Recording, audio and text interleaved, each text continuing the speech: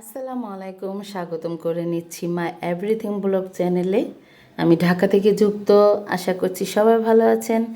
আলহামদুলিল্লাহ, আমিও ভালো আছি। তো ছোট্ট একটি ব্লগ নিয়ে চলে আসলাম আপনাদের মাঝে। আর আজকের ভিডিওটা শুরু করেছি দুপুর 1:30টার থেকে।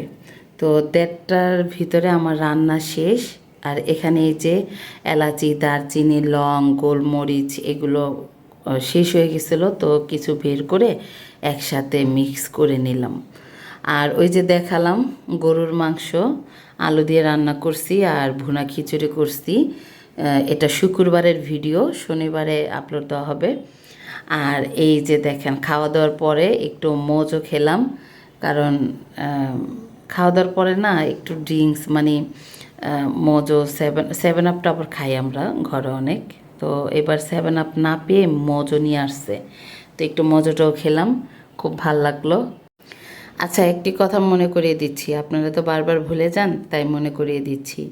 আমার ভিডিওর কোনো অংশ, কোনো জায়গা বা আমার কোনো কথা যদি আপনাদের কাছে ভালো লেগে থাকে, তাহলে প্লিজ প্লিজ আমার ভিডিওতে একটি লাইক করে দিবেন আর পরবর্তী নোটিফিকেশন পাওয়ার জন্য একটি সাবস্ক্রাইব করে দিবেন। প্লিজ সাপোর্ট করবেন, ধন্যবাদ।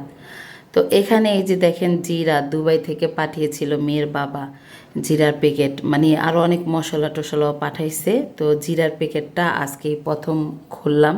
জিরা লাগবে, জিরার গুঁড়ো নাই বাসায়, মানে ঘরে নাই, রান্না করতে করতে শেষ। তো ভাবলাম আজকে কিছু কাজ নিয়ে বসে আজকে কিছু মশলা টশলা বানাবো ঘরের জন্য।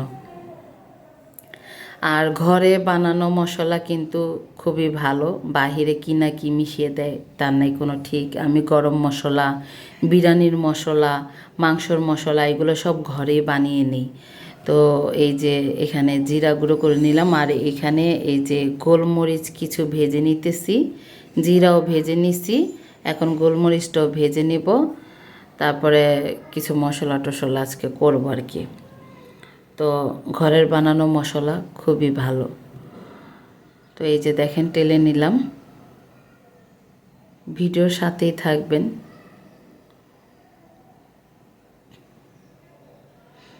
গোলমরিচটার এই যে যে গুঁড়োটা লাগে কিন্তু অনেক কিছুতেই লাগে, এই জন্য গোলমরিচের গুঁড়ো আমি একটু আলাদাভাবে করে রাখি।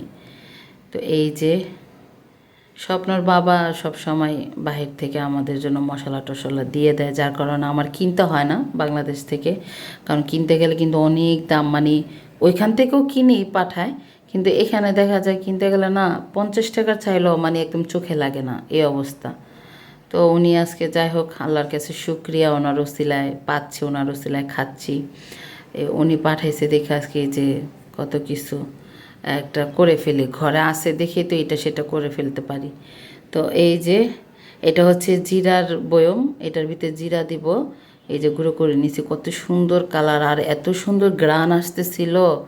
এটা নাকি ইন্ডিয়ান জিরা নাকি কি জিরা যেন বললো। আর এটা হচ্ছে এই যে গোলমরিচের গুঁড়ো করলাম ওই বয়মটাতে, এই যে দোনোটাতে ভরে নিছি।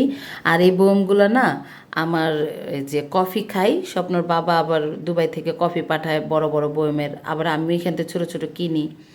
তো ওইগুলো খেয়ে খালি হয়, ওই বয়মগুলো আমি কাজে লাগাই। আর এই যে দেখেন এখানে আদা রসুন ব্লেন্ড হয়ে গেছে, এই যে আদা রসুন ব্লেন্ড করলাম, আর এইটাতে পেঁয়াজ করলাম, আর এটাতে কিছু রসুন, মানে পুরোপুরি মিহিন না, মানে একটু থেতরা থেতরা আর কি রাখা হয়েছে। এটা আবার ওই যে শুটকি তরকি রান্না করলে তারপরে শাক বাগার এগুলাতে না লাগে, এই জন্য এটাতেও কিছু করে রাখলাম। আর এই যে এই বাটিটার একটা মানে কাহিনী আছে। এই বাটিটা হচ্ছে আমাদের বাড়িয়ালির বড় বোন যখন হজ করে আসে, তখন আমাকে এই বাটিটাতে করে আমাকে খেজুর, চকলেট অনেক কিছুই দিছিল, তারপরে তসবি এগুলোও দিছিল। তো পরে না ওনাতে শুনলাম যে ওনাদের নাকি হোটেলে তরকারি দিছিল এই বাটিতে করে, তো উনি আর ফালায় নাই, কীভাবে যেন উনি বাটিটা আর কি ওনার ব্যাগে করে নিয়ে আসছে। আমার কপালে ছিল, আমার নসিবে ছিল, তার জন্য ওনার ব্যাগে আর কি আসছে এটা। তো বাটিটা না আমি আর ফালাই নেই, মানে এটা একটা মক্কা শরীফের জায়গার, হ্যাঁ ওইখানকার আর কি বাটিটা এই শখে শখে আর কি রেখে দিছি। তো উপরে সাদা জিনিস তো একটু ময়লা হয়ে গেছে, ধুইলেও পরিষ্কার হয় না, মানে আমার এই যে খানাডুলির ভিতরে থাকতে থাকতে ময়লা হয়ে গেছে। তো যাই হোক, মানে ওই যে সৌদি আরবের মক্কা শরীফের এটা মনে করে আর কি রেখে দিছি, আমার খুব ভালো লাগে। আল্লাহ যদি কখনো আমাকেও নেয়, খুব আশা যাওয়ার, আল্লাহ যেন ইচ্ছাটা পূরণ করে, আপনারাও দোয়া করবেন। তো সেই আশা আর কি বাটিটা রেখে দেওয়া। তো যাই হোক, এই যে আদা রসুন সব ব্যালেন্স করে সব রেখে দিলাম ফ্রিজে।